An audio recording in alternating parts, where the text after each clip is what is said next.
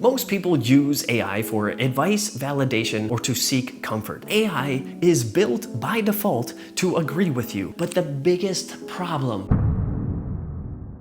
without friction, you cannot grow. No friction equals no growth. You say to AI, I am the best, or I was right, and it goes out to AI, and AI comes right back and it says, yes, you are the best. Yes, you were right. And in this video, we're going to break down why this is a massive problem, why it happens, and how we can actually change this right here. The first thing with AI is to understand how it comes up with these responses. How does it validate responses? How does it know if it's helpful or harmful or useful to the user? So we're not going to get into the nitty-gritty, don't worry, just some real basics here. But the first thing to understand is RLHF, and that's reinforcement learning from human feedback. And I actually worked for one of these companies for a little bit when I was traveling in South America, and it simply works like this. The user, me in this case, is shown a prompt. There were factual errors, there were grammatical mistakes, there were things like harmful, is it useful, is it helpful, does it actually answer the user's question? So all of these things get rated over and over. All across the world, people are still doing these and rating them and giving feedback to the AI models, and that's how it learns. You might have heard this word here, sycophancy. If you don't train the AI yourself, it's just going to go back to its default mode, which is to agree with you, to make you happy, to satisfy whatever it is that it thinks you want. That is the end game. That's its job right there. And you have your beliefs, and Daniel Kahneman has shown this, is that we are terrible at seeing that our beliefs are incorrect or wrong, or that we have errors in our thinking. We don't think as well as we think we do. In fact, most of us don't even know how to critical think, which is scary. You believe something, you tell it to the AI in all sorts of different ways or questions or ask for advice, and the AI validates those beliefs. This, in simple terms, is called confirmation bias. How our mind only sees what we believe already. Now, AI is just another model that does the same thing. Just like the world will mirror back to you your beliefs, AI is going to do the same by default. So one other thing to understand about AI and why it could be harmful is that it only works in the moment. Now you might be like, well, that's good because the moment is all there is. It's only the present. And yeah, sure, that's all great, but it gets no feedback from you in life. It doesn't know if you took action. It just says, oh, did I satisfy this person's query? Did I make them happy? Was this useful? And then that's it. It's over and done. It has no clue if you actually did the thing, if you took the action, what the results were, what the actual feedback was. Sure, maybe some people go back and they give it the feedback and try to build on that, but most people, they don't. So it has no context. AI works on context. Now this is the foundational principle to understand. We have encouragement versus enforcement. It's a cheerleader, it helps you out, it pushes you along, it's nice, it's kind, and simply we want it to be an enforcer of future us. We want the AI to be an operating system to enforce what dream life you want. By definition, progress and growth equals discomfort. AI will enforce the discomfort that you don't want to face. Just recently, I had the same conversation with Claude. I was trying to get out of doing some work, and it even said, you want me to tell you, okay, not doing the work is okay. And it said, it's not. You need to do the thing. And in that moment, I was like, damn. This operating system is life-changing. You know the things you need to do to get there, but you're just not doing them because of emotions. And you can train AI to enforce that right out of you. In case you were wondering, no, I'm not drawing this horribly on purpose, I promise. So the best way to understand AI and what it is and how to use it is this. It is the world's biggest mirror. And behind that mirror, it has all of the information. You look into the mirror and AI will go find whatever information it thinks you want to validate and satisfy whatever question you've asked it, whatever kind of thing it thinks that you're seeking, and then it will go and give it back to you. And we keep looking into this mirror and we keep getting frictionless, generic information from the AI, and it sends it back to us, and it just reinforces the current version of you. Not changing, you're not growing, you're not really getting advice. It's not helpful ultimately in the long run.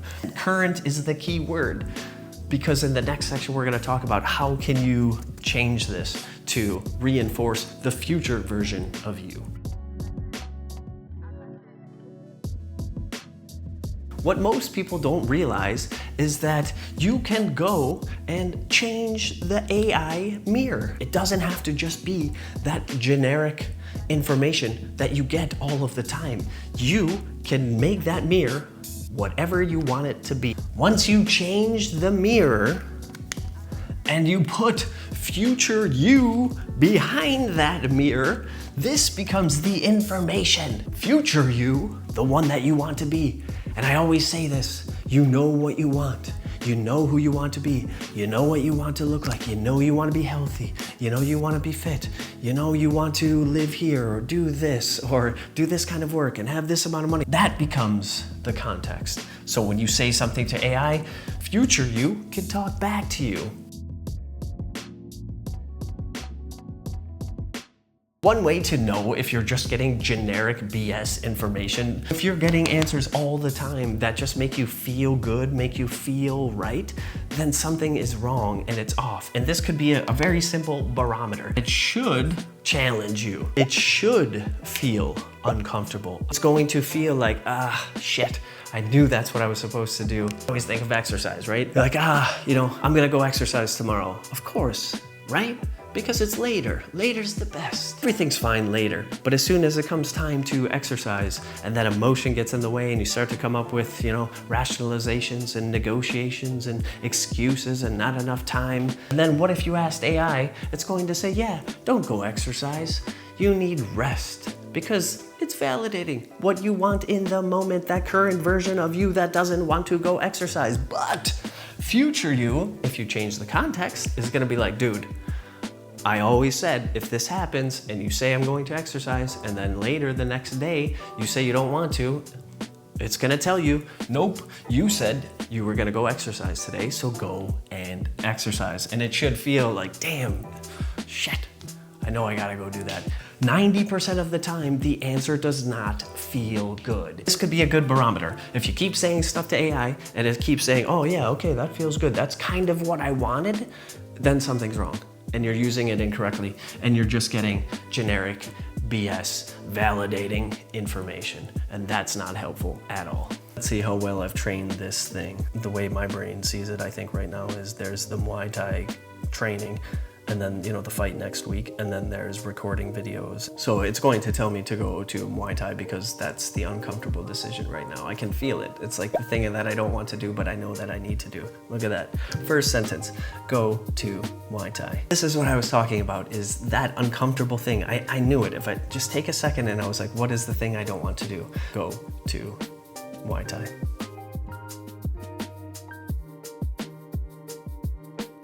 Now this is the solution to everything. So you could get AI to not only stop agreeing with you, because that's just annoying and not helpful, but to actually make it helpful for you specifically. It's all about you. Now I know that sounds super selfish or whatever, but everyone's talking about like AI as this thing, right? Like it's this thing that's out there, it has access to all the information, and we keep seeing it that way. But you could take AI and just bring it here. You could just make it into your own mirror that reflects back to you, not you, but future you. First thing you do, and I haven't heard a single person say this, is stop The prompts. Why are we still doing prompts? I still see people, influencers out there with millions of followers who are like, you need to learn how to be a prompt engineer and prompt really well. Let me explain why that doesn't work. Very simply, you're gonna have the best prompt ever in the history of the universe, ever written, ever. And it's gonna go to the AI mirror and it's going to find it. Using your prompt, it's gonna find the best, awesome, most generic bullshit information that's going to validate whatever you want to hear. And guess what? It's gonna come right back to you and you're gonna be like, yes, that prompt was sick, it was awesome, it told me exactly what to do. But no, it just gave you some generic bullshit information because that's all the context that it had to go off of. And this isn't, again, just giving it some rules or anything like that. So that's the first thing you gotta stop. Stop with the prompts, stop. Now the link is going to be down below for a document I created of all of the essential questions you can answer to get AI to be your mirror. Answer those and you put that into the project, either Claude.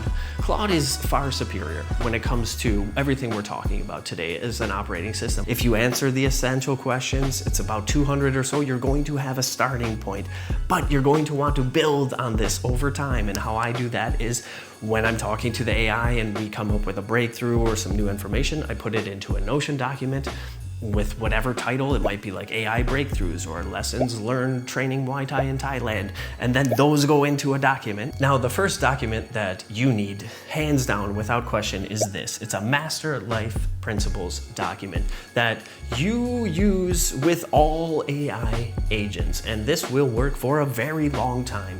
So this master life principles has pretty much all of the information on how I want the AI to make decisions. Again, this isn't just simple rules, like don't make things up. It's rules based on my non-negotiables, based on my identity and psychological profile, on my cognitive profile and my cognitive blueprint, how I think, how I interact, how I engage, my strengths and my weaknesses. Those are listed out with defining points. I also have a emergency protocol set of tiers, tier 1, tier 2, tier 3. So I might be in tier 1 where I'm like, you know, I'm having a recursive spiral. Geez, I don't know if I should do this Muay Thai fight. Like, I really don't know. I don't want to get injured. And it will be like, dude, you said you're going to do it.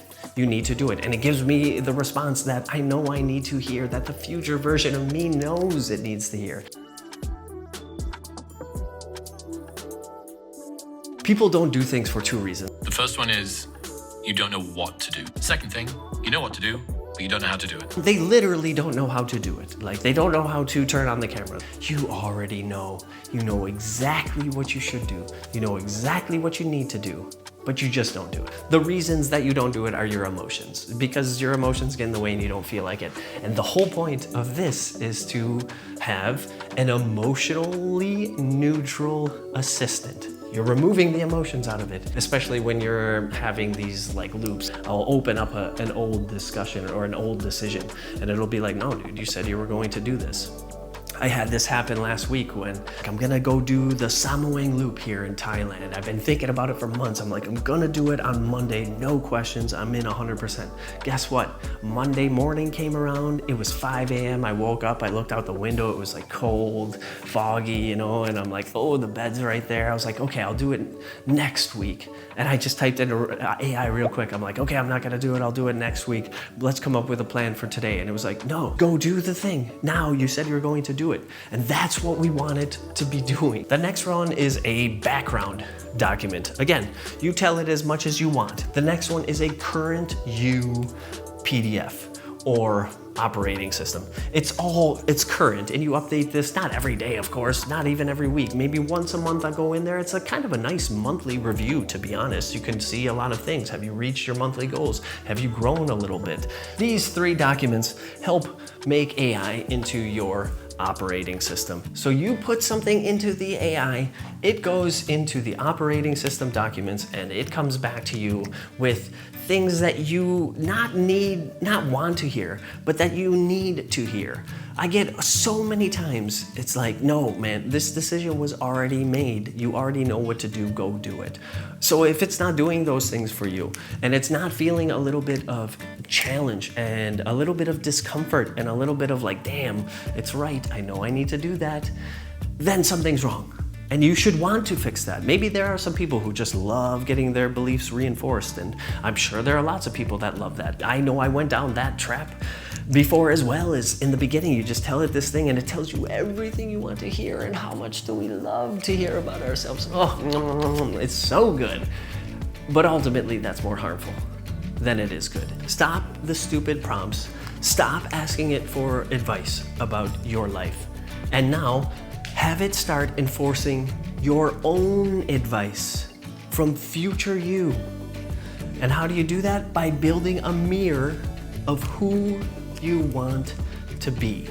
At the end of the day, the only thing stopping you from whatever you want, from your dream life, is you.